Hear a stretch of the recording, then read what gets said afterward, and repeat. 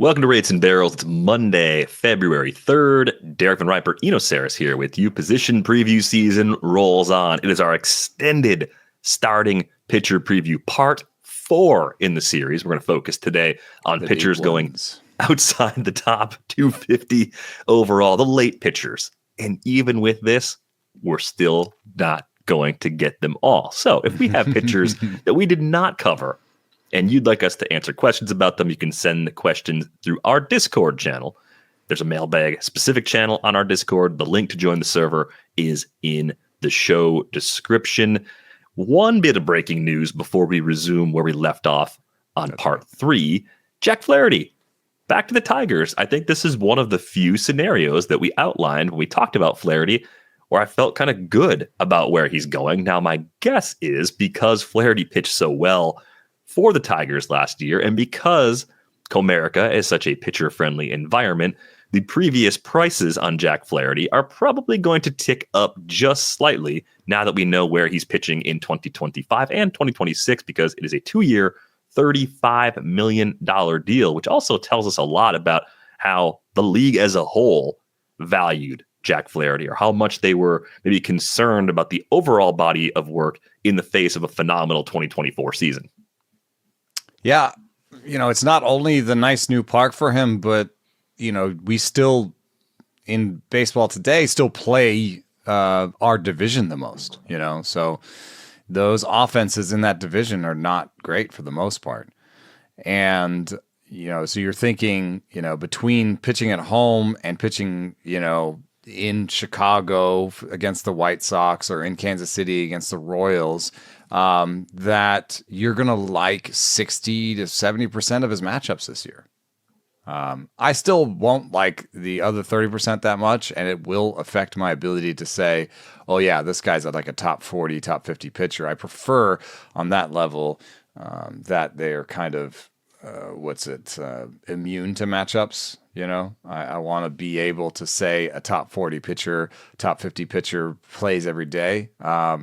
And so I don't know that I'm going to maybe participate as lustily as some other people. Right now I have him 54th, and I could see him moving ahead of, kind of the young guys, Lodolo, Bradley. I see that Lodolo's pick is really, really low, and that must be just all innings related because I love his talent. And maybe I have him too high for this innings total. But, would you take Jack Flaherty or Christopher Sanchez? Probably Flaherty, though, at this point, knowing where he's going to pitch. I think previously you may have been able to talk me into Sanchez. Mm-hmm. I think the would you rathers by ADP are all over the place. We expressed a lot of optimism about Jared Jones taking another step forward this year. I'm surprised to see Flaherty close to Jared Jones in ADP, because I like Jones a lot more, even with this Jones news. 37 right now, so he's 15 picks ahead of Flaherty. I think Jones has been pretty much underdrafted throughout the entire early part of draft season, though. I guess we have to kind of pull him out of the conversation. I have Sonny Gray at 40. Right. Sonny Gray versus Flaherty is where I was going to go. Right. Reason being, if I look at the last 2 weeks of ADP from the NFBC, the earliest Flaherty has gone is pick 121, and that's Sonny Gray's ADP. And I think that's sort of like where we're headed. Happening. Yeah, Gray versus Flaherty makes sense. Within that tier, you're also looking at Hunter Brown, who I think we both like better than both Gray and Flaherty. If I can speak on behalf of you in this case, that's I have Hunter accurate. Brown way higher than that. Yeah, I even like Zach Gallen a little more than Gray. I was going to do the would you rather than Zach Gallen. He kind of seems like I could put him in a tier of guys where I think I can get at least 170 innings between Jones, between Gallen and Sonny Gray and Jack Flaherty. Like, that seems like a tier of kind of veteran guys, maybe not the most upside, but likely to give me mid-3s ERA for 170 innings. So very useful, especially if you like the Yolo Yo-Yo, you could try to figure out how to get Jones and Flaherty. That would seems like that'd be a great pairing. Explain yourself, sir. What is the Yolo Yo-Yo? Well, it's sort of born a little bit of draft and hold, where let's say you want to have 3 or 4 bodies. You really want to have 4 people who can play every position on the infield, at least 3 bodies. And what I've noticed is that I want to have somebody who's really boring and can play the position, who just is going to go out there and be out there. JP Crawford is my 3rd shortstop in the draft and hold I'm doing right now. He's going to play shortstop. If he's healthy, he's out there. He's not that great, but he's going to play. The Yolo Yo-Yo is going to produce a prospect for the next spot. Okay. So I want to kind of pair floor and ceiling. And I've talked about this. If you do crochet, then you want Hunter Brown, or you want innings. Can you do Fromber and then Glasnow? That's the Yo-Yo. It's an inner adjustment to what you just did, saying, I just took a lot of injury risks and I want someone who doesn't have a lot of injury risk. I just took an old, boring veteran.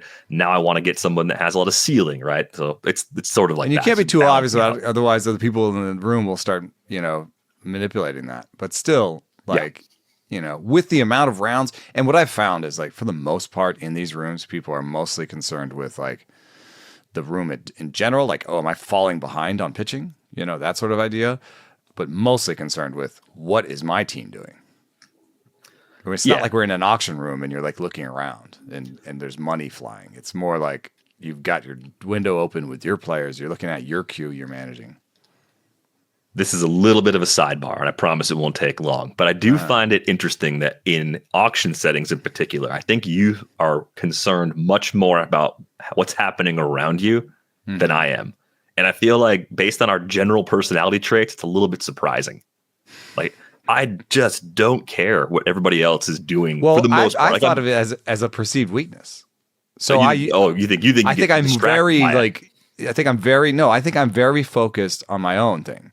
So I've actually made a concerted effort in recent times, near the end of my run at AL only auction at Labor, I made a concerted effort to look up and look around. I'm concerned about looking around. That's why you think that I do it, but I don't think I'm very good at it. So I just think it's an element I could add to my game. So I got you. Okay. Well, we'll get to that in detail at some point. We talked a little auction strategy here in the next few weeks. Let's talk about Nick Lodolo, because that's exactly where we left off at part 3 of our starting pitcher preview. We're at the pick 250 marker at this point. This is a group that includes the likes of Nick Lodolo, Jeffrey Springs, Walker Buehler, Ranger Suárez, Reese Olson, Michael Wacha, Nestor Cortes, Jackson Jobe, Kutter Crawford, and Kumar Rocker. And there is no way all of those names are going to fit on the bottom of the screen if you're watching us on YouTube. So you got the generic 2 names as bookends for the beginning and end. Kumar Rocker goes around pick 300 just for reference. So this is really the last cluster inside the top 300 overall for some leagues, 10, 12 team leagues. This is kind of where the last pitchers you're going to draft are going to go. And then of course, for deeper, larger leagues, we're going to go another 150 plus picks before we're done in a 15 teamer. But I like Nick Lodolo a lot. Last 3 seasons combined, he's got a better strikeout minus walk percentage than Corbin Burns, than Dylan Cease, than Zach Gallen, and then Luis Castillo. It's just the injuries. That's the only question for me with Nick Lodolo. I think you could easily look at him and say he's a co-ace with Hunter Green. That is an outcome that is possible. The park is a factor to put in there, but we've talked about this before. The Reds have had top 10 fantasy starters. Luis Castillo himself was very good in Cincinnati. Johnny Cueto back at his peak. Hunter Green last year. It's a challenge to pitch there because of the homers, but it's not impossible. And I think Lodolo is good enough to take a massive leap. I feel for this pocket of the draft, similar to Nick Lodolo as I do about Jared Jones 100 picks earlier. This is a guy that I absolutely want to have on as many teams as possible at this price, despite the injuries that have slowed him to this point in his big league career. He's definitely my favorite name in this tier. In fact, the bookends are my favorite names in this tier. I'll take the beginning and the end of this tier rather than the middle. I think you could make the case for Kumar over Lodolo just because the stuff was so outlandish when he came up. Just a 96-mile-an-hour fastball with that cool death ball, breaking ball that he has that, has an element of deception to it. I think Kumar Rocker, who has more innings this year? I think it's Lodolo, but it's because with Rocker especially, it has been a long time since he's been healthy enough to amass a starter's full workload over a season. Yeah. A few of those things out of his control. Yeah. I mean, not sign the Mets not signing him the year they drafted him, having to go to indie ball, that caused some problems. 2020 COVID year, like all that stuff, right? Like that's all baked in around the injuries too. I have a really difficult time projecting Kumar Rocker's workload total. And I think the only thing we really saw in the brief time with the Rangers was the inconsistency with fastball command, right? That was the one thing that it's only 11 innings that I think maybe gives you some pause within the arsenals. Like, okay, is that fastball command going to be average, good, very good? Like where is that going to land? I think if it lands at least at an average sort of level, then sure, then ceiling innings quality is possible from Kumar Rocker. But that could be the one thing about him that gives me just a little bit of hesitation. Yeah, the next guy on our list has the name value, and some people I think have been reaching for this idea that Jeffrey Springs in Oakland is going to just get back on track from where he was with the Rays before. But I think that's ignoring a couple key factors, which is not the least of which is age. He's 32. I think people would be surprised by that. It took him a really long time to get where he was with Tampa. The best that he ever did was the time that he was throwing the hardest he ever had. And that dovetails with the fact that his stuff didn't actually really come back last year. I know the strikeout rate was there, but the underlying stuff was pretty poor. And I think that's why Tampa was happy to trade him. I mean, he was throwing 90.0 in 2024. And I don't know, even in 2022 when he was pretty good, that was 91.7. When he was really good by peripherals in 2021, that was 93.7. That was sort of half in the pen with a few like longer outings. And then it's not Oakland anymore, So I don't know that I love Jeffrey Springs. I'm surprised it's not Oopsie that has the worst one. It's the bat with a 4.50 ERA projection for Jeffrey Springs, and I don't know that I'm necessarily arguing with that. Yeah, I think with Springs, one thing I noticed, aside from velo and stuff not being where it was pre-injury, is that his ERA away from the Trop was nearly a run higher for his career. 3.82 outside of Tampa Bay, 2.99 at home. Still a 25.5% K rate on the road. It was 28.8% at home. We've talked about how the Trop boosted strikeouts throughout that park's existence. It's just something we've seen. I think Springs is fine, but yeah, we're going into the AAA park in Sacramento. It's not the Coliseum, so you don't get the benefit of a pitcher-friendly home park anymore. I would be very careful with Springs, at least until we see spring training, right? If there's a little more velo back in spring training, maybe I could get on board. The price isn't ridiculous, but he just doesn't look like the same guy. And there's a lot of innings risk too because of fluctuating between roles, the injury. That's normal for this tier, but there are a lot of yellow flags right now. Yeah, and like he's not ever really been a bulk guy. The most he's ever thrown in a season is that 135 in 2022. Like, he had a 112 in the minors. He's been sort of in between the bullpen and the starting rotation for most of his career. So, Oopsie putting down 154, like that's depth charty, or depth chart's 133, Steamer's 154. Like I'm like, yo, no, I'm not putting that down. I would say though, for a guy that doesn't have that on the ledger as a big leaguer, it's much more likely to happen with a 32-year-old that the team's going to say, yeah, you're here for one more year. Him for? But yes, like if you feel good, keep pitching. So, a career high in innings isn't out of the question, but even his career high is coming in that 150 range. It's not 175, 180, and we're worried about the ratios. And even with the diminished stuff last year, though, the K rate was 26.1% in those 33 innings. Bad. He's a typical sort of bad fastball, good secondaries guy.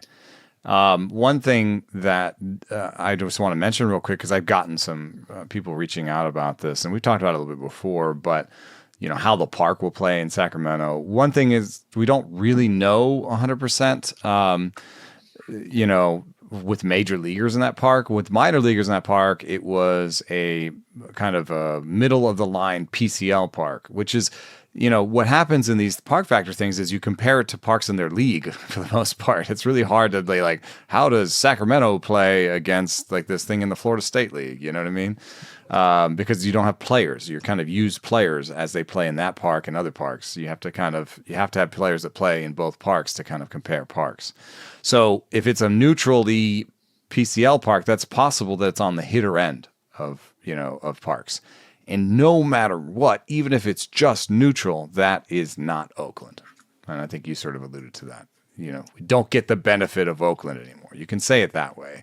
What if it just plays like in Arizona? That's still not Oakland, Yeah. So you could get more innings than expected from Springs, but I think it's coming with an ERA that starts with a 4, and I'm still not sure about that K rate. He was really hittable in the zone last year. Just a lot of questions for me. Walker Buehler, also a lot of questions here, right? I mean, do you trust what we saw in the postseason, or even a little bit of the end of weather September? Rated? Yeah, we had a lot of details about that, with the conditions at Citi Field in particular when he was pitching against the Mets, how that may have been working in his favor. Last season, Walker Buehler had a -8 run value on his four-seam fastball. He was still averaging 95 with that pitch, but we know the Red Sox are okay with scrapping four-seamers if they don't think it's salvageable, and Buehler does have a wide arsenal right now. So I think you have to go into it wondering what things the Red Sox might change about his approach. And then you have to kind of take another step and say, all right, what kind of workload do I trust from Buehler as a guy that's had 2 Tommy Johns and, has maybe entered that health grade F status for the next couple of seasons, even though he did make it back and get to 75 innings in the regular season plus the postseason stuff. Yeah, what are the health ramifications of dialing that fastball down even more so that he's maybe 25% fastball, 25% cutter, 25% curveball, and then between the sinker and slider, like another 25%. Like that's sort of where he's trending.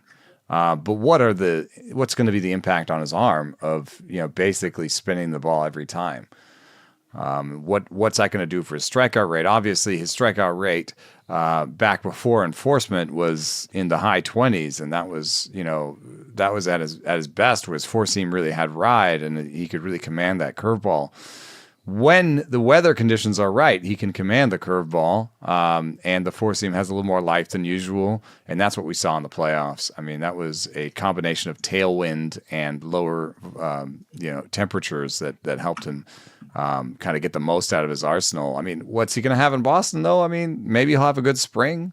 I just don't know that. I mean, a good sort of April in Boston, but I don't know what it's going to look like all season long. And I just don't trust the innings either. So he's an okay guy, but I'd rather, if you're in this shopping in this bin, and you're looking at these guys and you're saying, either I want innings, and I think there's some names in here that you can depend on innings more, like Kutter Crawford. I think is going to have more innings. Maybe Michael Wacha, Ranger Suárez. Those are guys I would depend on the innings more than I would with Walker, Lodolo, and Springs. Or you bet on the stuff.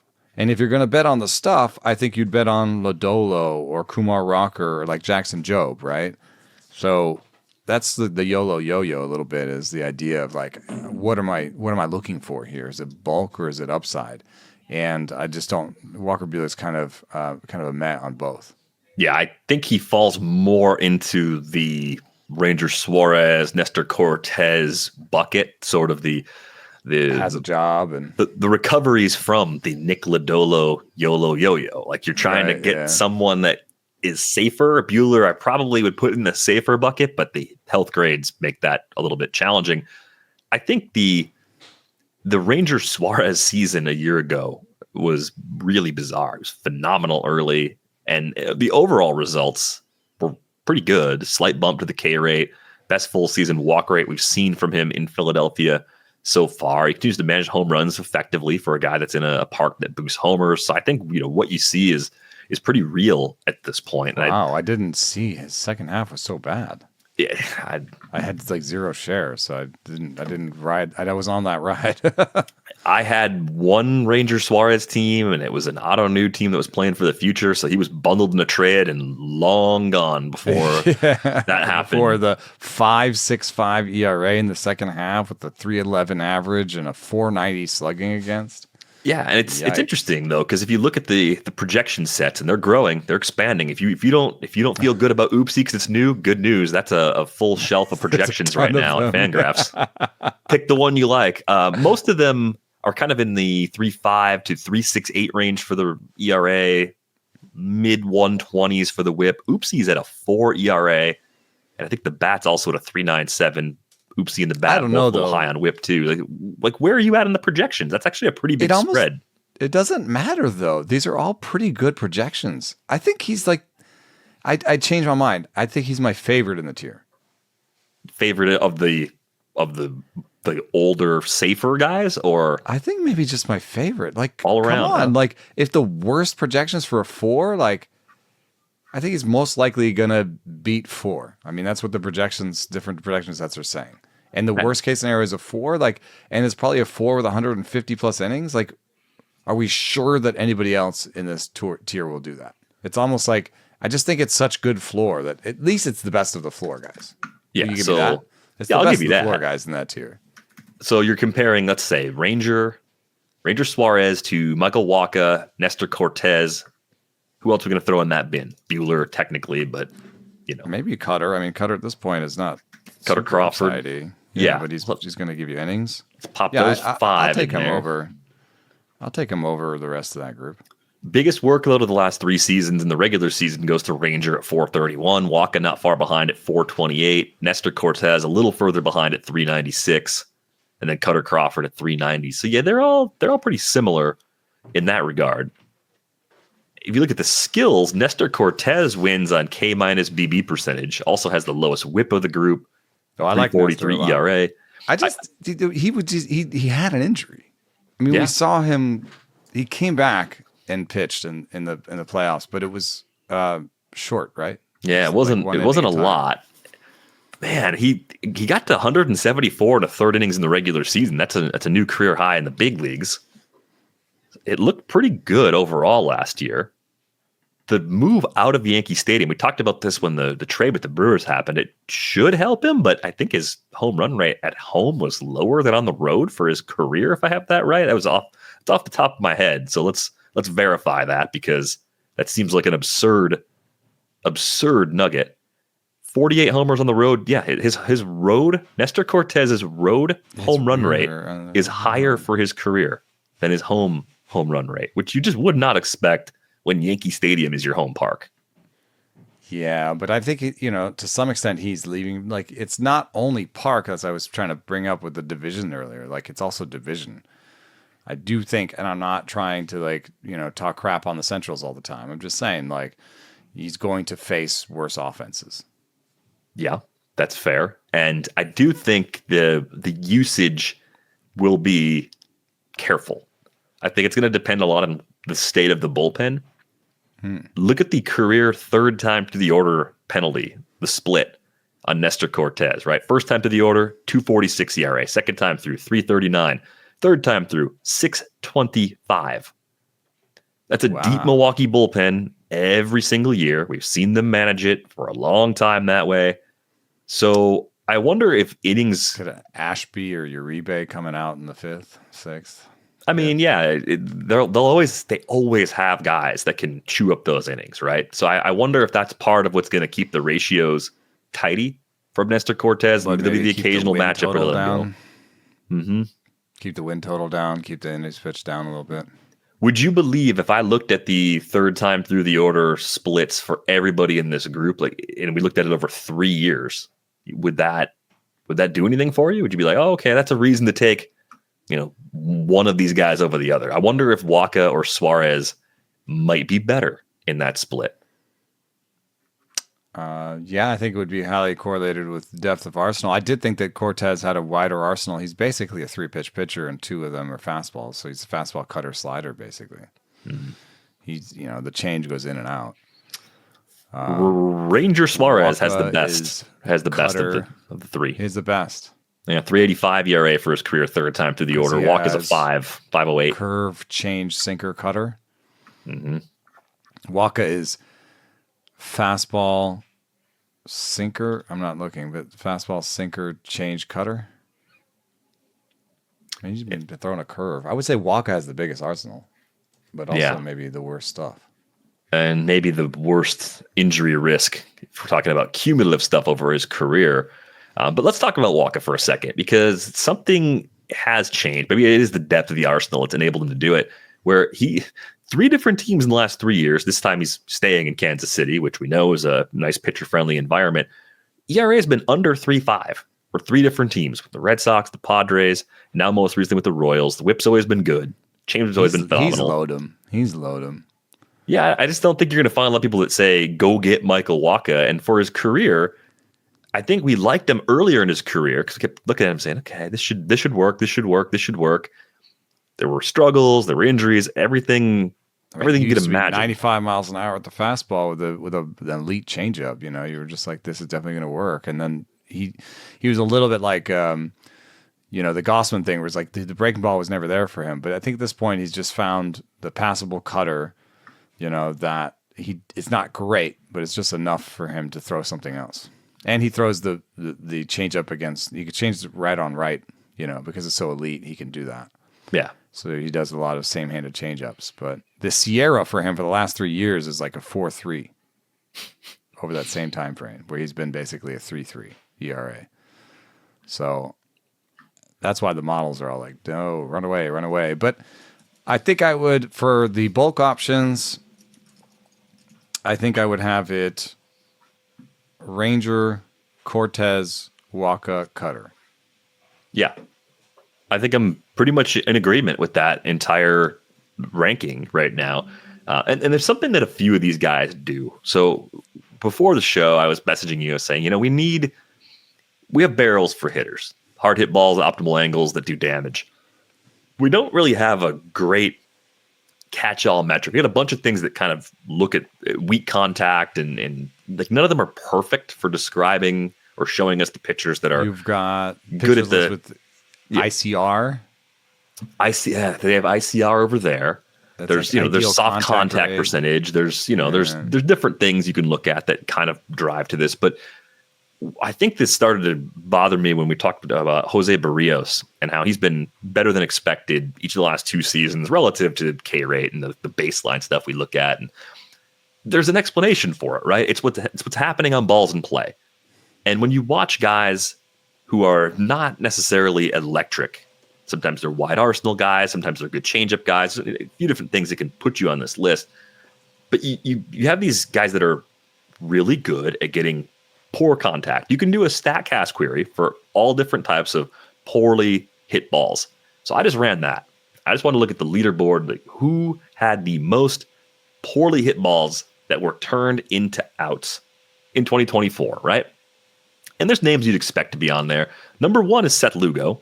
Yeah, wide arsenal guy. Doesn't have a ton of strikeouts, but definitely keeps hitters guessing. You'll find guys that are high ground ball guys. Logan Webb's number 2. Corbin Burns with that cutter, not surprisingly, he's number 3.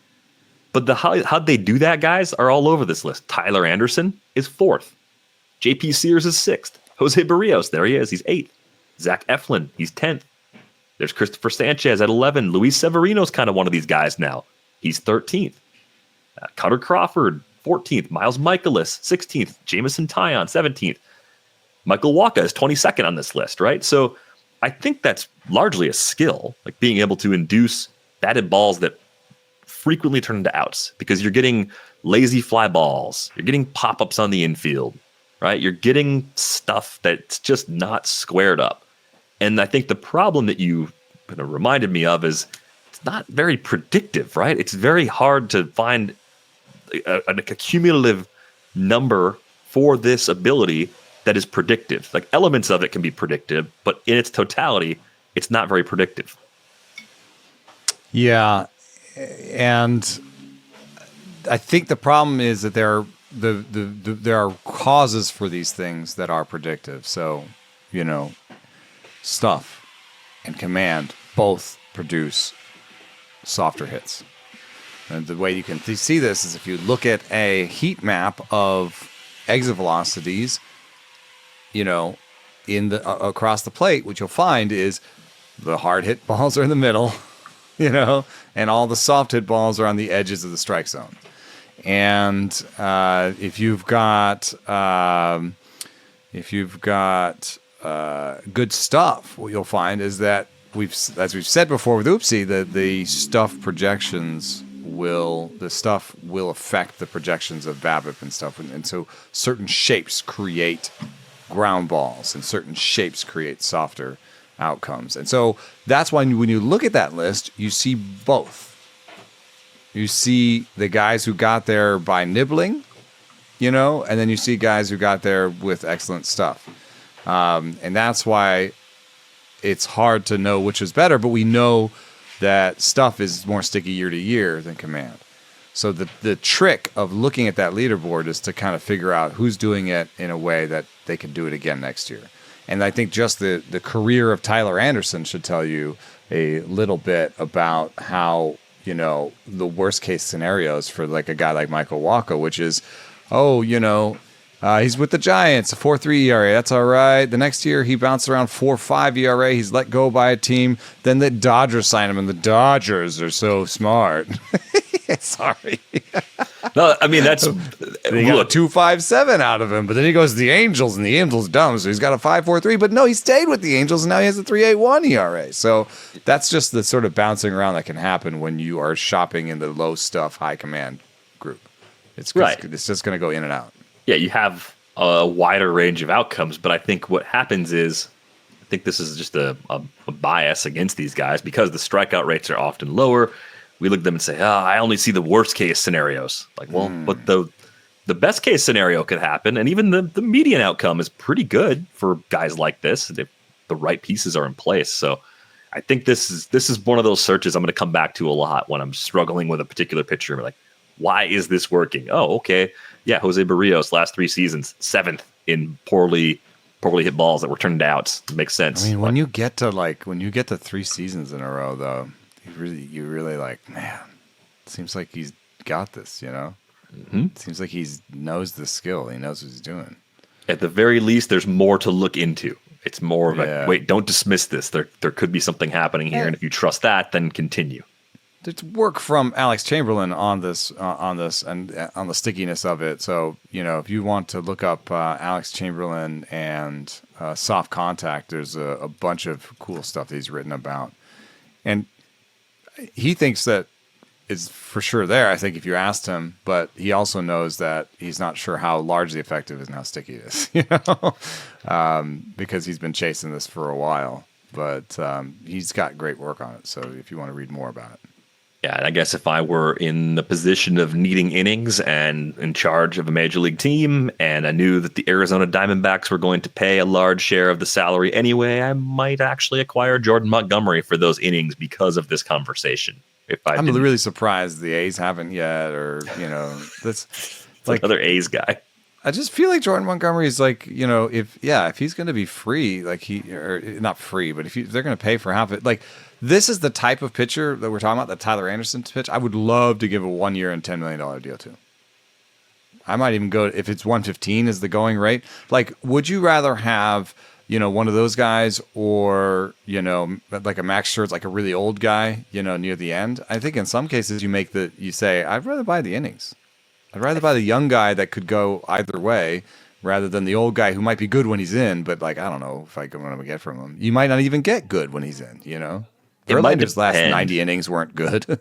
It might just depend on whether I had someone who I felt was going to be contributing at the end of the year, like a top prospect that was maybe up to AA. And I'm like, okay, this guy might be ready by the end of the year. That guy moves out, this guy moves in. Right. If I didn't have someone like that, someone who I think has good enough stuff to get outs in October, then maybe I'd gravitate more toward the Scherzer, Verlander, where some soft skills, having been there before, might be a little better than guys that haven't done it. And Montgomery has. Montgomery's been one of those surprise pop-up guys in October. I would say it's rare for a 1 year, $15 million guy to start a playoff game for you.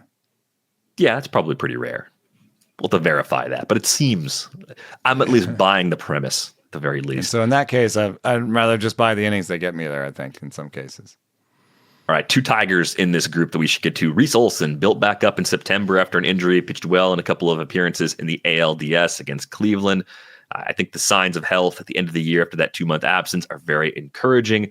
Didn't really see any ugly lefty-righty splits or home road splits so far in the career of Reese Olson. So how does he fit into this late, after pick 250 bucket for you? Is he a target, or is he just someone who is okay because you can at least stream him at home?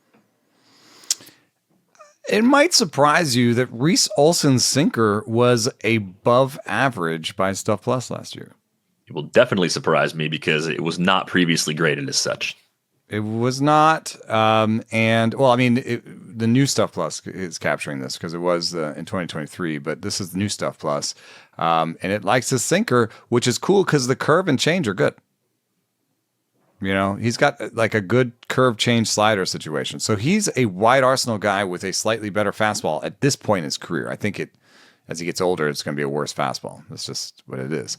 And I think he has more sort of soft skills than maybe we want to give him credit for. I think, coming up, the idea was that Reese Olson had really bad command. I'm looking at his prospects report, and he got a 30 for future and present command. But that really hasn't been the case in the major leagues. I don't know what, maybe his fastball command is 30, and that's what everyone's looking at, but maybe he can throw a slider or curve for a strike when he needs it. I don't know what it is. For those that have watched him more often, when I watch him, I see a guy, I wouldn't say that it looks terrible command-wise, and I see a guy with a wide arsenal, so I'm more likely to put him in sort of the wide arsenal good command bucket.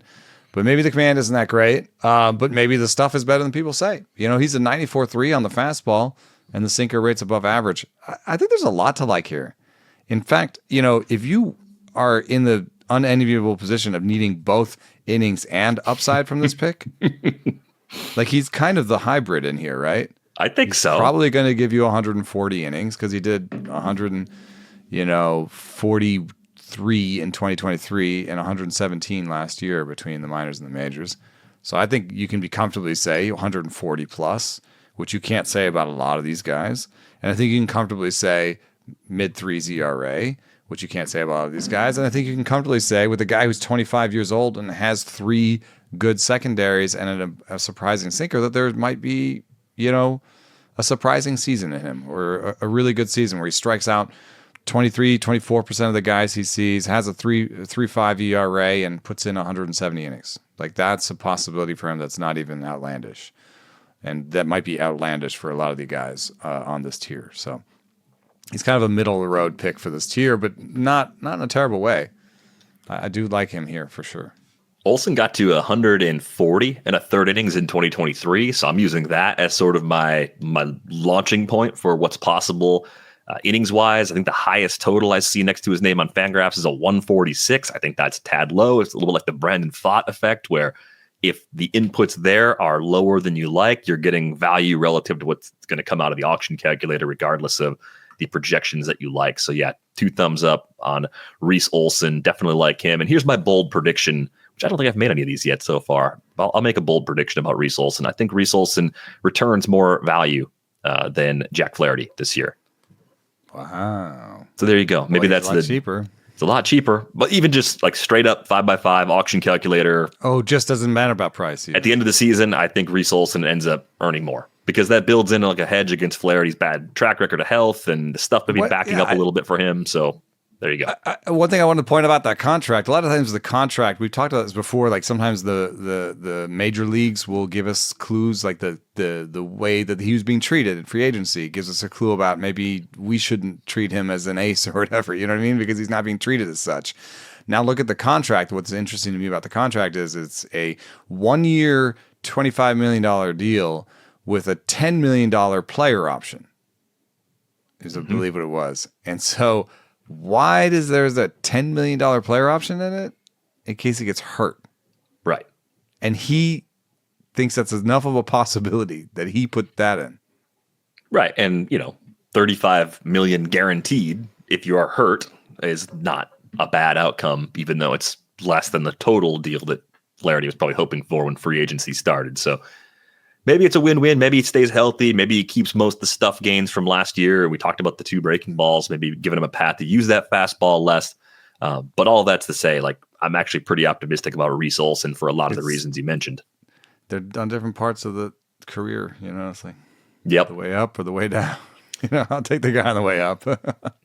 The other Tiger in the group, you mentioned him in passing before, Jackson Jobe. Clearly, a lot of faith in that organization that Jackson Jobe can be very, very good. Look at the usage in the postseason with that high leverage opportunity right out of the box. And this is where I would be more cautious with the projection because there are a lot of injuries on the ledger for Jobe, given his age and where he's at in his career.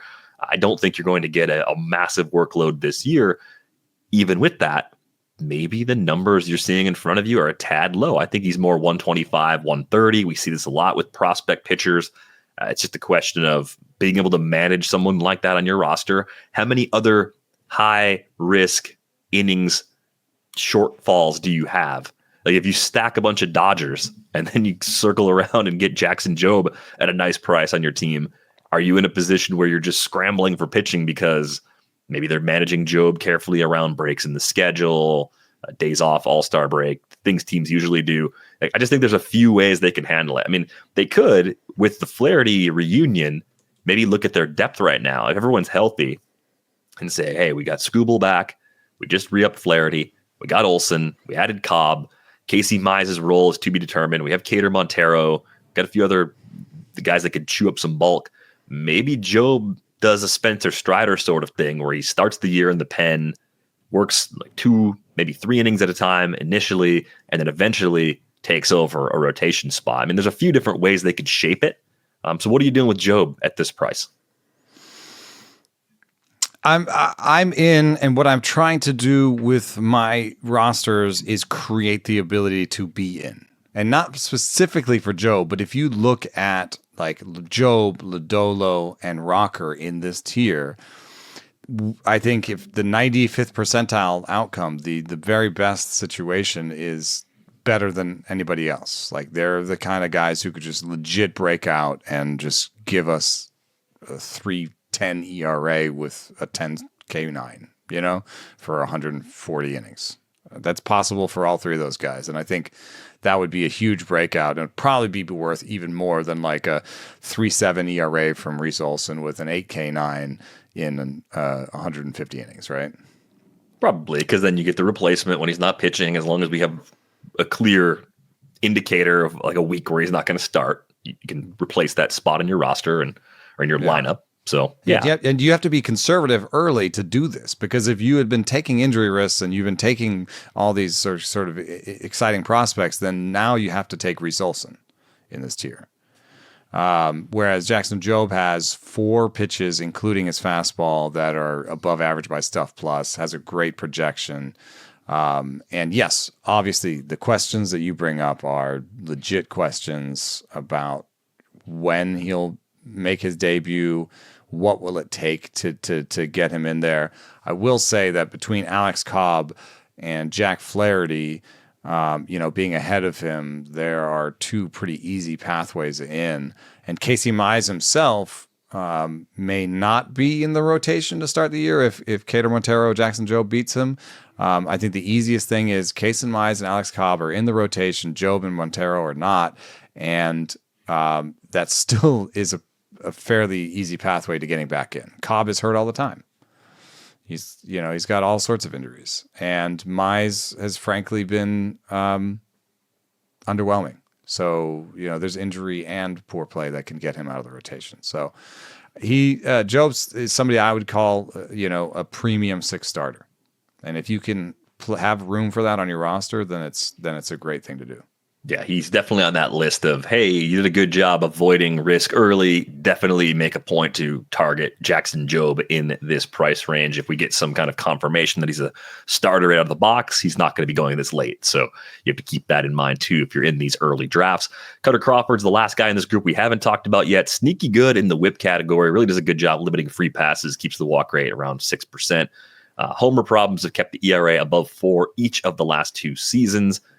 Big time bulk last year, really making the full-time move to start for the Red Sox. I think the previous iteration of the model anyway, liked him as someone with 3 above average pitches and above average location plus. Has that changed in the revision? I don't think so. The thing that while I'm looking, I think the thing that has really stuck out for me with him is that he's had a really hard time in Fenway. Now, this last year was his best splits. He was a home 4.40 and an away 4.32 ERA. But for his career, with Fenway in the mix, he has been a 5.06 ERA guy at home and a 4.06 on the road. So, he's kind of one of those guys in daily leagues or even in weekly leagues. If you can kind of massage what kind of teams he matches up against at home, who he sees at home, if you can just limit how often you even use him at home, I think he's a better pitcher for you. But the sweeper is above average, the four seam is above average, the splitter is above average, and the cutter, which he puts his name on, is only a 96 by Stuff Plus, but I don't know. It's a good pitch. It's like if you just call that his fastball, wouldn't you say that's a pretty good pitch? 88 on the knuckle curve. So he's kind of sweeper, cutter, slider, four seam. Everything's a little bit hard. Maybe that's why the home run rate is up a little bit. It's like no one really, I think, worries about his curveball. And the splitter has never been really a pitch for him. So if everything's fastball, cutter, slider, it's all in a certain velocity band, and that might cause him some problems. I don't know. I used to think, this guy's going to break out. This guy's going to break out more. I'm starting at 28 with 392 innings under his belt, an oopsie projection of a 4.21 ERA. Like, I kind of think he's more in. He should almost be, and we have been ranking him among the sort of oatmeal-y, I need innings group. Right. Maybe of that group, there's still a glimmer of hope because of less experience as a starter. Something clicks. He finds something a little slower to add to the arsenal that throws off timing. But it's not easy and obvious to see it happening at this point for Kutter Crawford. Looks useful where he's going, but not necessarily a guy who's being underdrafted at the current price. All right, we made it. We're going beyond pick 250 now, beyond pick 300 even. You put together some really interesting boards for this part of the show, and you're just looking for value, right? You're looking for guys that are overlooked for one reason or another. So this one we're going to put on the screen on YouTube. Pitchers available after pick 250. So some of the names we just talked about are included here. PPERA projection below 4. The first name on the list is one of the next guys that we haven't talked about yet, Clay Holmes, but he's making that move from the bullpen to the starting rotation for the Mets. And I have no good sense at the moment of how that's really going to go. I'm slightly optimistic, but I don't know. I don't know if it's going to happen quickly. I don't know if it's going to be a month of adjusting before it starts to work for him in May, but he really does pop on this board. Yeah, I mean, I think, the Stuff Plus being so dark green and so ahead of everybody else is, related to the fact that came in reliever innings. And that's probably going to affect his projection too. So it's hard to take that, 3.3 ERA projection and take it to the bank. But I do like the situation with the park, and I think that he can probably get to 110, 111 innings. He's always been kind of a bulky reliever. The health has been, it's better health, than even Ronaldo Lopez or Jordan Hicks had before they made this decision. In terms of arsenal, he doesn't really have the fastball to get both lefties and righties out, but the talk has been that he's going to come to camp with a cutter. and a cutter or a sinker. And so, I mean, a cutter or a four seam. So both of these things he's thrown in small samples before, and if he just finds a way to dial those into even around average-ish territory, then he's going to be a guy with a plus sinker and 2+ breaking balls and a good enough four seam. I think it's all there. I like it, and I think this is the only conversion that I really care about this year, because Griffin Jacks is the conversions off the table. Nate Pearson is maybe going to convert, but it's always been an innings problem, and I think they need him more in the pen anyway. Jeff Hoffman, the injury stuff comes out, and I think that the Blue Jays need him more in the bullpen anyway, too. So this is really everybody wants to know who are the next, Ronaldo Lopez's. It's Clay Holmes, and there's really not another one this year. I don't think we're going to have 3 or 4 every year that work out. In this group, Kumar Rocker is next with that beautiful 3.3 ERA projection. Kyle Bradish is here. I mean, he's got a great projection. It's just a question of how many innings you get from a guy returning off of Tommy John. Ben Brown is one of my favorite late draft and holds and dynasty acquisitions. And if they trade for Dylan Cease, if they trade back for Dylan Cease, that would be kind of funny. I think it might cost them somebody like Ben Brown, and I think that Ben Brown would be a better rotation option in the back end than a lot of the guys they have in San Diego. So, if Ben Brown goes back to San Diego, he's a starter right away. Reese Olson's next on that list. David Festa is a 6th starter, 5th starter. He's right there. Is it him versus Simeon Woods Richardson for the last spot kind of right now? Or do you think he's firmly in? I think he's got a spot even if Woods Richardson's in. Pablo Lopez obviously is like the opening day starter, right? As long as he's still there, he's not traded. Joe Ryan, if healthy, is the 2. Ober's the 3, but then Festa versus Zebby Matthews versus Simeon Woods Richardson versus Paddock for 2 spots. That's what it comes down to. I think they've seen enough of Chris Paddock as a starter. Yeah. If they trade for Cease or something, then Paddock is going to be in the package. Although I get that reunion, I don't know. Back to San Diego, sure. Zebby's on this list. The projection, the Oopsie projection really likes him. I'm going to list now some of my favorite draft and holds, and I may not give each one equal shrift because I'm an open book. This is board 2 middle of drafts. Launch board 2. Vito, I love you. Edward Cabrera, yes. Joey Cantillo, yes. Sean Burke, yes. Grant Holmes, we just gave him a resounding yes. Nestor Cortes is on this list. Jordan Hicks, I don't know. Man. Do it again. Yeah, maybe a little more. What if you only get a half endurance? season out of him again this time? Who cares? What if you get 80 great innings and you shut him down after that? I don't care. Lodolo's on this list. Matthew Boyd is really boring, but has a 3.96 ERA. What we found out about Wrigley was it's really hard for righties to hit the ball out of Wrigley. Isaac Paredes is here on line 2. Yeah, Frankie Montas, boring, but in the way of Matthew Boyd going to a good park for his skills, I think he's fine. Kyle Harrison in that good park. I'm a little bit less excited about this group, but I have shares of all these guys. Luis Severino, Jack Leiter to finish. Jack Leiter, I think, deserves to be almost in the Jackson Jobe discussion. Of course, he's a lot cheaper. And so if you missed out on Jackson Jobe, but you still want to capture a 5th, 6th starter with that kind of stuff-based upside, Jack Leiter should be on your list. I think I came to a conclusion looking at that board that Reed Detmers is one of those just awful 2024 results, but even the projections just sort of blindly tell you to go ahead and draft Reed Detmers late. I think I'm at the point where I just don't want to give up on him in deep leagues because the home run rate shouldn't be as bad as it was last year. It was actually the best Sierra we've seen from him so far at a 3.77, even though the ERA was almost 3 runs higher. It's ugly. We've seen guys do this before, though. But you're betting on, you can bet on strikeout rate. It doesn't have to be stuff plus. You can just bet on the strikeout rate, like 26% in 2023, 27.9 last year. That's good. Mm-hmm. That is a good strikeout rate. Bet on that if you bet on anything.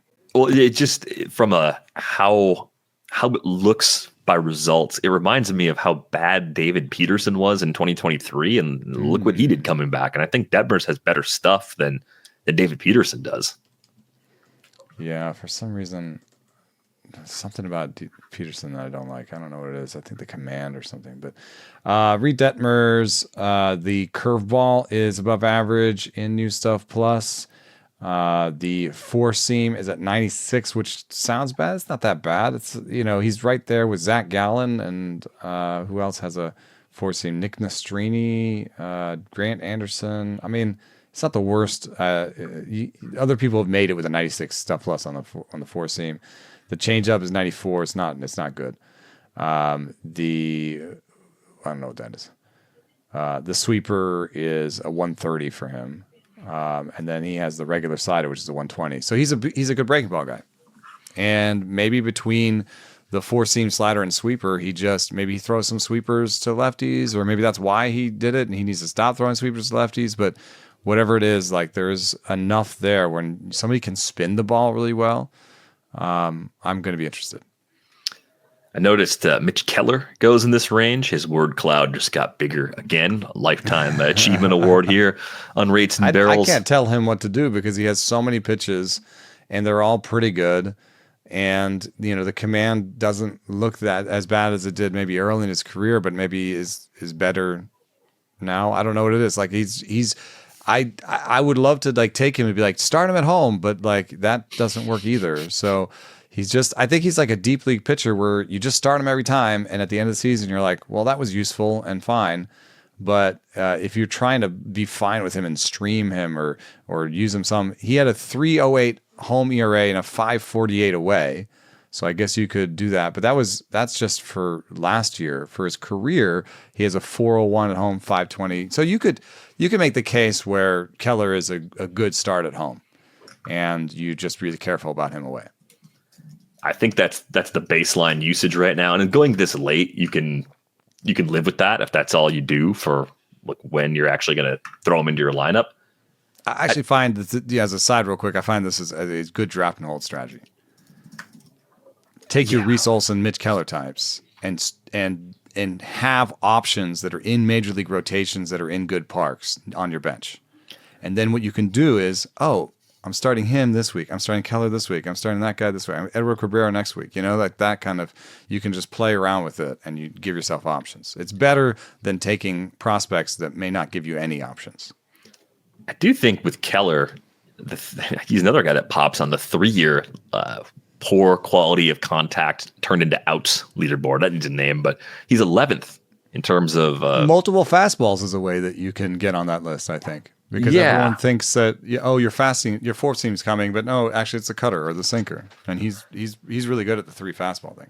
It's stupid, but I think there's still a year where Mitch Keller is going to just throw a ton of innings with the best ratios we've ever seen. I think it's still a possibility, and because of the bulk, the K rate might not be that much of a problem. Like I kind of like Mitch Keller as a boring oatmeal-y.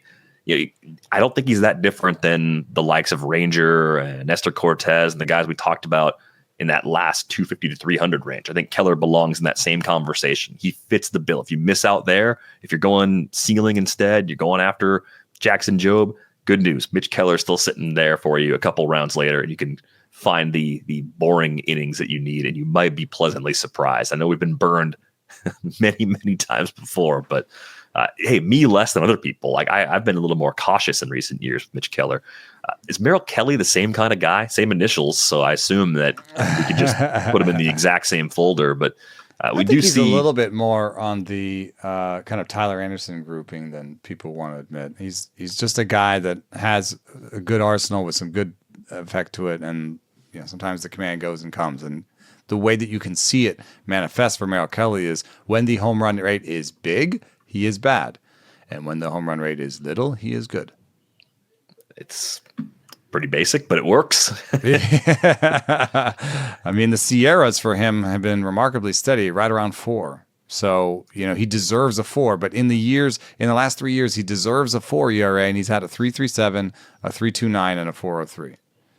So it's a guy that you would take and hope for. The reason that he doesn't pop as much in the kind of boring veteran queries and stuff is that he only had 73 innings. He's coming off of injury. So if I could say, oh, I'm definitely getting 175 innings from him this year, and he's going to have a Sierra around 4, and his ERA is either going to be like 3.5 or it's going to be 4.1, I would buy that in a lot of cases. You know, it is similar to Mitch Keller in that he's like projectable, and he's not going to be too bad. He's not going to be too good. And the problem is that I believe in Mitch Keller's innings a lot more. That's probably why they're ADP neighbors, though, at this point, because of the similarities that we see in those two guys. Matthew Boyd, more Ks maybe than those options, but also I feel like more risk because of injuries. Yeah. So I'd be a little careful there. Eric Fetty, probably, I don't know, is he going to stay in St. Louis all year? Maybe. I mean, it's a walk year because it was a 2-year, $15 million deal that brought him back from the KBO. There's no way that he stays there, but so you end up on a contender. They did some weird mucking with his mix when he got there, and he was a little bit worse with them. Oops. But it's a nice home park to keep those. He's not a great fastball, good secondaries. I think he absolutely belongs in the sort of Merrill Kelly bucket, more innings than Merrill Kelly, so I'll take him over Merrill Kelly. And if you're worried about him being traded out, I think he will be traded out, but would you take value from a pick at this point up until August and then not know where he goes and maybe even drop him or not using that much after the trade deadline? I think he'd be all right. And possibly ends up on a better team. So maybe that ends up working out okay. So I think Fetty belongs in that same sort of cluster as well. I like that the Pirates do have another prospect on the way in here. And if you miss out on Jackson Jobe, is Bubba Chandler a nice fallback option for you a couple of rounds later? Because it seems like Bubba Chandler's going to get the bulk of his innings in Pittsburgh, even if his season begins back at AAA. I mean, it's a little bit like Jared Jones, where once you get to 119 innings in the minor leagues, and they were all between AA and AAA, then it's pretty obvious that there's only one place to go, right? And he dominated even more than Jared Jones, had better walk rates, has better command than Jared Jones, has similar maybe upside in terms of stuff. And I'm going to take the under on all of his projections. I know that they're supposed to be conservative because he's never played in the big leagues, but a 4.5 ERA projection for him is not what I'm expecting. I'm expecting at least a Jared Jones level thing where he comes in, dominates, and maybe there's an adjustment back, and maybe there's a little bit back and forth, but with better natural command than Jared Jones, and I think possibly a wider mix, the level of adjustment, how long it takes back and forth, may be less than Jared Jones. Yeah, Chandler might have a viable third pitch already, whereas Jones were kind of like, hey, do that, and then you can really take right, that. Like that trust the changeup, throw it more, or find command on it, or do something else, But yeah, he's a little bit fastball slidery, whereas Bubba Chandler, I think, is at least a 3-pitch guy. And I don't really like Oviedo that much. I think Bailey Falter is always, faltering, and so I think Bubba Chandler is right there. I like Braxton Ashcraft too, but I think Bubba Chandler's ahead of him. In fact, I like Michael Barrows and I like Thomas Harrington. So, the real risk if you take a Pittsburgh Pirate for pitching at home like a Mitch Keller or something is that they get traded. Yeah, I mean, Keller signed that extension, so I don't even know if other teams would be all that interested. He might just be the highest paid guy in the Pirates rotation for a couple more years until we get arbitration for the guys ahead of him. But I'm with you on the back end of that group being really soft, and there's room for guys like Chandler and Harrington to coexist and give the Pirates maybe, one of the best rotations in baseball. That's in the range of outcomes. It really is. And so you're just looking at the hitting group being like, somebody step forward, please. Pirates fans are like, this will not end well for us. We know. So thank you for the optimism, but no thank you. It's not actually going to happen. Brian Bayo at a discount relative to previous draft seasons. Still kind of looks like the same guy on the surface. Sierra in the low 4s, ERA right around there. WHIP not really helping you, but lots of Ks. So if you just need a guy who clearly has a job, he ticks those boxes. And I come back to the same kind of question we were wrestling with Kutter Crawford, and I think the answer is different because the age is different. do we still look at Brayan Bello and say there's an adjustment he could make? And if he were to make that adjustment, he can still take that step forward that was maybe driving some of the optimism around him this time last year. Yes.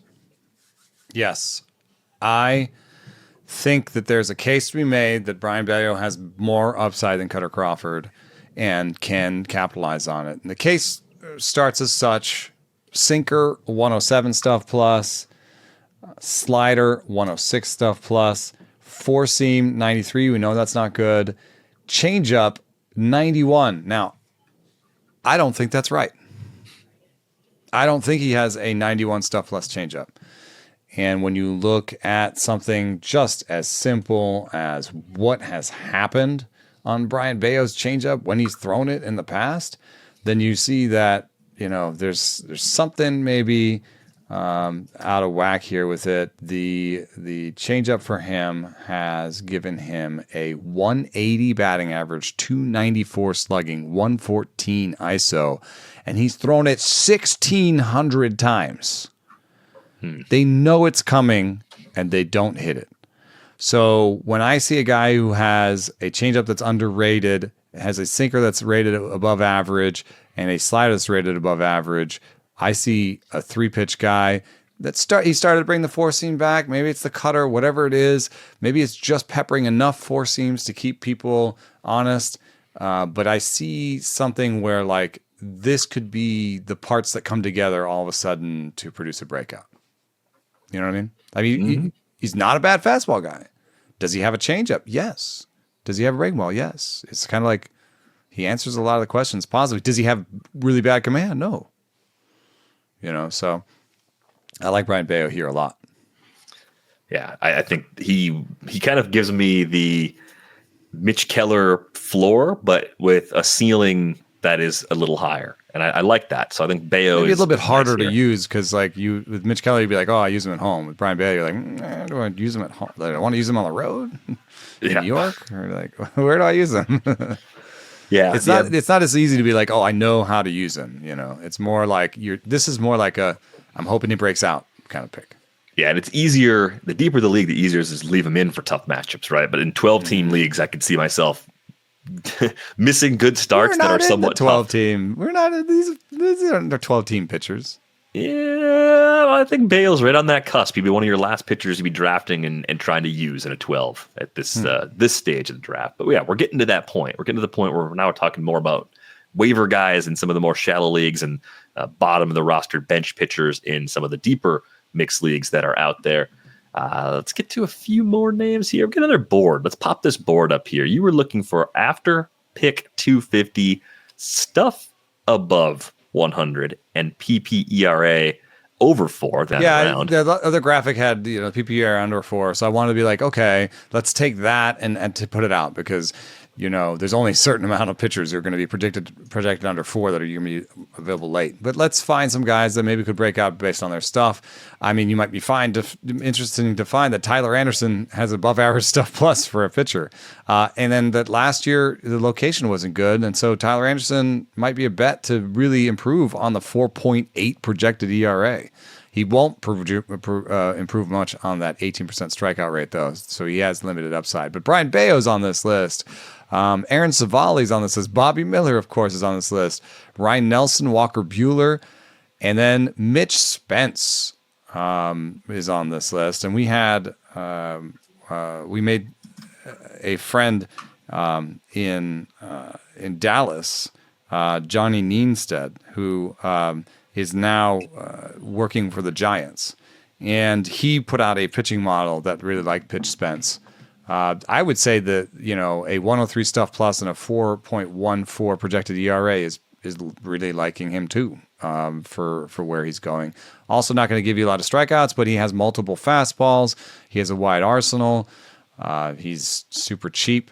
And I think he's in the rotation. I mean, how many guys on this list are in the rotation right now? You got Mitch Spence. I don't even think Ryan Nelson is. You got Aaron Savali. He's in a rotation right now. You got Brayan Bello in a rotation. Michael Wacha, Mitch Keller, Kutter Crawford, and Justin Verlander.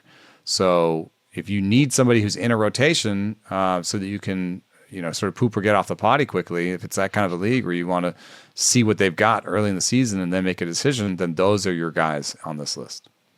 Yeah, love seeing Bayo in there. You're right about Ryan Nelson. I think the low-key loser right now in Arizona with Corbin Burns signing there actually is Ryan Nelson. But if someone gets hurt, he's the first guy in. If they were to trade Jordan Montgomery or Eduardo Rodriguez, then that opens up things a little bit, of course, too. But we'll have to see how that plays out. It's funny, Andrew Heaney pops on here. He's still a free agent. He seems like the guy that's going to be the discounted 1 year, 10 million, 1 year, 12 million, maybe something with incentives to sort of bring it up closer to the deals that have been signed. An injury to sign or something, they could definitely see a team that like had a good 5 and then lost one of them and thought, all right. Yeah, he actually got over 140 innings for the second year in a row, which hasn't ever happened as a big leaguer for Andrew Heaney. So I don't know. Like, I would assume a team in need of innings at some point soon will come calling and add him to the mix. Why would you sign Martin Perez? You could sign Andrew Heaney.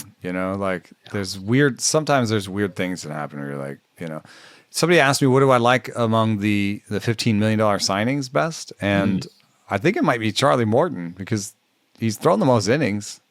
I feel like you can depend on his innings more than you can on Scherzer and Verlander and I forget who else the 15-inning guys were, the $15 million guys were. I think Boyd may have ended up near that. Close to there, yeah. I got 2 years, though. It was 2 and 29, so I guess he doesn't count for the purposes of that particular question. Huh. How about that? But yeah, Haney, he might actually be something that signs with somebody and does something annoying. Like you signs with the Dodgers and puts his Dustin May to the bullpen, or who could I see that has some money that could sign him? Like the Padres could sign him. The Padres maybe should sign him because right now it's Randy Vasquez, Matt Waldron, and Johnny Brito for 4, 5, and 6. Yeah. Padres should get on the board there. Some other names that I think are interesting late after pick 300. Tobias Myers, market saying, do it again. We don't believe you. And we saw that piece at BP looking at how pitches kind of play off of each other, the interaction of the arsenal. Tobias Myers thrives in that area. I think it helps. It's another way to help explain something that is not intuitive when you watch a guy pitch. You're like, hey, wait a minute. Why are guys struggling so much with this pitcher? I think that's the answer in the case of Tobias Myers. I'm kind of in at the price. Maybe I'm a homer. Do you want to talk me out of it, or do you think it's actually a good idea to take that flyer on Tobias where he's going? I think his stuff just fits together really well, and it's one of those things where he's 26 and he's had so much time in the minor leagues. He was pitching in 2016 in Baltimore in rookie ball for the first time. And I could see why it would take him this long to get where he is because none of the stuff on each of the pitches is that great. But as you mentioned at Baseball Prospectus, they point out that like he's really hard to tell his pitches apart. Mm-hmm. And so I could see that would take a while because you really have to figure out how to sequence and you have to maybe throw pitches that no pitching coach in the minors is like, oh yeah, throw this like 92 stuff plus changeup more, But for him, it's like, what if I throw that more, then I'm really kind of a 4 or 5 pitch pitcher that, people can't really tell the difference between my pitches. And I think that's the brilliance of Tobias Myers. And then it kind of fits in what I was saying was like, I think that boringly projected guys who are in rotations are undervalued late in draft and holds. And you see people, reaching for Bubba Chandler and taking Bubba Chandler before they take Tobias Myers. And I get it, but that's why I created kind of the Yolo Yo-Yo, which is like, if you took Bubba Chandler, you took a starter where you don't know how many innings you're going to get. And at least with Tobias Myers, you can say, oh, the beginning of the season, at least I've got some options in Tobias Myers. And then later, maybe we'll get Bubba in there. Let's play whack-a-mole with some names. Just tell me if you like these guys, yes or no, as a late dart. Oh, just be like quick and decisive and just say like one thing. Wow. Be the opposite of your impulses. Sound like me? DJ Hers.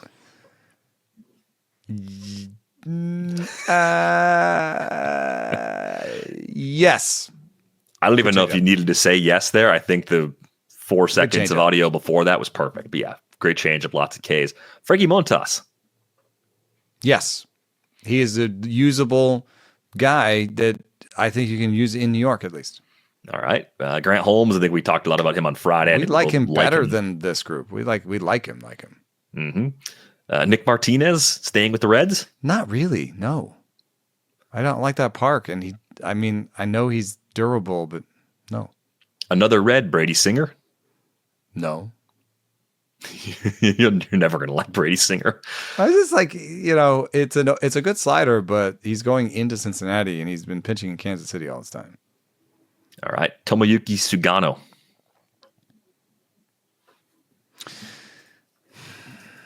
Bad K percentage in Japan, though. Chris Bassett.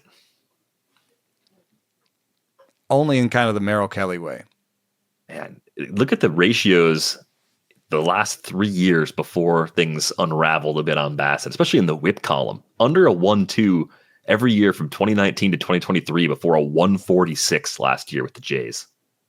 Very odd. Man, really good signing on their part. They got value out of him, and he was a good pitcher for most of it. But, as the velo, he could easily have like a 191.9 on the fastball this year. It wouldn't hurt aging curves one bit. And if he did, I think we would start to see like a 4 or 5 ERA.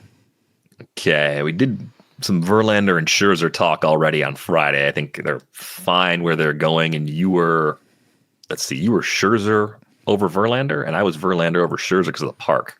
I feel like you'd stream Verlander easier. Jose Soriano. Love him. Like him better than this. I like him. I think he's like a Bayo. Okay. Has anyone who's had 2 Tommy Johns ever thrown as hard as Jose Soriano? His Tommy Johns were both 2020 and 2021. So there's, tons of risk, but he held up okay last year. But he also has surprisingly, that was like the most of his most innings by pretty far. Like his most innings before this was 2019, 82 and a third. They pushed him pretty good last year, but averages 99.1 on the fastball after 2 TJs. I mean, 60% ground ball rate, keeps the ball in the park, has more strikeouts than the sort of 18% crew. I like Soriano. Jameson Taillon. He's going to, I think, make my cuts in Devil's Rejects, a 20-team keeper league where I've been shopping him mercilessly for the last 8 months. And at this point, I've just said, fine, I'll keep him. I have a modicum of interest in that league. He's a little bit like, I think he's usable. I think he's going to be usable in Wrigley. He's going to be usable in Pittsburgh. I think he's the kind of guy where, like, in most leagues, I'd want 40 to 60% of his starts. Yeah, and that's a pretty deep league, so maybe you'd use him a bit more in the deepest of leagues. Lucas Giolito, I saw this quote, and I think this came from an episode of Rob Bradford's podcast, where Giolito said he's going to be ready for a full spring training and a full season. Those are his words. And I think a lot of us were looking at him and saying, wait, maybe it's going to take him a couple months before he's actually back in 2025. So I'm just curious if anything's changed for you with Giolito, looking at that Red Sox rotation. I mean, someone has to get bumped out if everyone's healthy and Giolito's back. And that includes guys we've talked about in these episodes. Crochet is obviously safe. Houck looks pretty safe. Bayo looks pretty safe. Buehler, because the money's probably safe. So that probably hurts Kutter Crawford unless they go to a 6-man rotation. Yeah, I mean, there's definitely but I could see them going to a 6-man rotation just to, make things better for Crochet and Giolito, which 2 guys where if you make the postseason, you want to massage their innings a little bit and you want to keep more around for later. And how do you do that? You can do a 6-man where you leave some innings on the table early in the season and you hopefully leave them for October. So I could see them doing that for sure. Kutter Crawford, is somebody who's been in the pen before, so he could work between the pen and the bullpen. But yeah, I think Giolito, the pen in the starting rotation. Giolito, when we were just doing an episode of the Craft, me and Nick Pollock for PitchCon last week, we did a segment on what pitchers do you just like for no reason. Don't give me stats, just sort of like you just like this guy and you think it could work out. He brought up Lucas Giolito, and he brought up the fact that he's probably ready for the full season. So if you're going to get 170 innings, and then there's a slight possibility that he comes back and maybe he actually sits 94 again, because maybe part of the reason why his velo dipped from 94 in 2021 to 92.7 in 1 year, which is, more aggressive than aging curves suggest you should do, was the beginning of the injury. Yeah. I mean, these injuries don't just they don't just happen. No, that's a good point. And obviously I had to, if you're watching on YouTube, you saw me vanish for a second. I had a barking dog that was about to wake up a sleeping baby, and I knew no one else in the house could do anything about it. So just had to run away. I had to let my dog in over here. Yeah, the dogs are not fully cooperative. Hazel is a very good girl, but she gets stuck between baby gates and doors sometimes, and very gently starts barking, and then eventually barks a lot louder. So we saved it in this case. Whack-a-mole continues. Ryan Nelson, I mentioned before, quiet loser because of the job, so probably not someone you're taking outside of the deeper leagues just because, he's also just never been as good as the projections on him, Yeah, Ryan Weathers. You like him a little. I do, and I think he's creeping up in the model too, which he was Lodum even before the adjustment. Maybe he's still Lodum even after the adjustment. Let me see here. Just look at his overall first. 100.5 stuff plus. That'll work, dude. I mean, just average stuff is it took him so long to get here, and congratulations to him on the work. And he's in that rotation because they need him, and he's going to be useful at home. Yeah, I can see. Yes. Pretty odd injury last year too. I think it was a finger injury that cost him a lot of time, so it wasn't like shoulder, elbow, or anything major. So I'm kind of in on whether I think they'll just let him work. 20 pounds this offseason. I don't know that. I saw a video of him. He was on vacation in Scotland. He was looking for a place to throw. I mean, it was I don't know. It was cool. It was like, hey, all right, he's getting the work in, even in a place where it's hard to get the work in. Yeah. So, how about his teammate Edward Cabrera? Still in. Last one. This is our last road go. This is the last time for if Edward. It doesn't go any better, I'm done. No, because if he ends up in another organization at some point, they can fix him. Coaches, they can fix him. So I think you still got one more banked, but one more in Miami. We'll see what happens this time around. How about Kyle Harrison? Not really. I mean, it's sort of in the Weathers way at most. I'd be using him at home. But I maybe Weathers is better. I don't know. Kyle Harrison, it's been disappointing, Yeah, relative to the hype he was generating before he hit AAA, especially, it's kind of surprising. A 4.47 ERA and a 1.30 WHIP for your first 159 innings in the big leagues actually isn't that bad. It's just not at the level we expected based on all the reports were suggesting from Kyle Harrison when he was breaking in. How about Luis Ortiz in Cleveland? Yep, in. Definitely in. Okay. Charlie Morton, you mentioned before, you kind of like him. Pretty in, yeah. Relatively speaking. If he's the cheapest of the three old guys, again, like profit. Hayden Birdsong. A little bit more than Kyle Harrison, actually, yeah. Because the stuff is there. It's poor command, but I could see him maybe developing a cutter or some wrinkle on his fastball that he can command better. All right. Aaron Savali. Yep. It's just a solid yep. I just think that they know how to use him. They know they've gotten the most out of him. They're a great pitching coach. They're a great organization for getting the most out of guys. He has multiple good breaking balls. He's never had a good fastball. He is who he is. I'm not saying he's going to break out, but I think he's super useful. Yeah, well, maybe exceed slightly on the expectations. Sean Burke, I think, came up on the first of the boards we put up. The White Sox, for as much as we have criticized them in the last 2 years and the decision to promote from within to choose Chris Getz as the GM and based on the state of their farm system, he was the farm director before that promotion. You can start to look at this group and say, as bad as the top of the roster looks overall, like the quality of the current big leaguers might be way down. You can at least look at the prospects they've amassed over the course of these trades and a few recent drafts and say, wait a minute, they're going to become better and they're going to get a lot more interesting over the course of this year. It might be a miserable watch for the first half of the season, But I think by the time you get to July, you're going to see a few big-time promotions, and Sean Burke might be there the entire time. He might be a reason to tune in every fifth day from day one this season. So what does Burke bring to the table, and what kind of ceiling does he have pitching for one of the worst teams in the league, at least to begin this season, if not for all of 2025? It's a really good fastball, 108 stuff plus fastball. None of his other pitches is above average by stuff, but they're all near it. So he's been the work for him, which has been extensive and has covered many different levels, has been, I think, to get the secondary pitches to the point where they complement his fastball well. But hey, do I want to bet on a guy with a 95 mile an hour fastball that has good shape? Yes, I do want to bet on that guy. He's also going to get every opportunity he wants. And the big problem has been command 30, present 40, future from Fangraphs. When they looked at him, you can see walk rates in the 10s and 11s, and even up to 14s and 15s from him. I will say that more often you see 10s. I mean, if you look at 2022 across all minor leagues, baseball, 10.3% walk rate. 2023 was an injured year with a 16% and a really small sample. And then last year in the minors, 13% walk rate. So I think he'll have around a 10, 11% walk rate, and that will chip away at some of his value.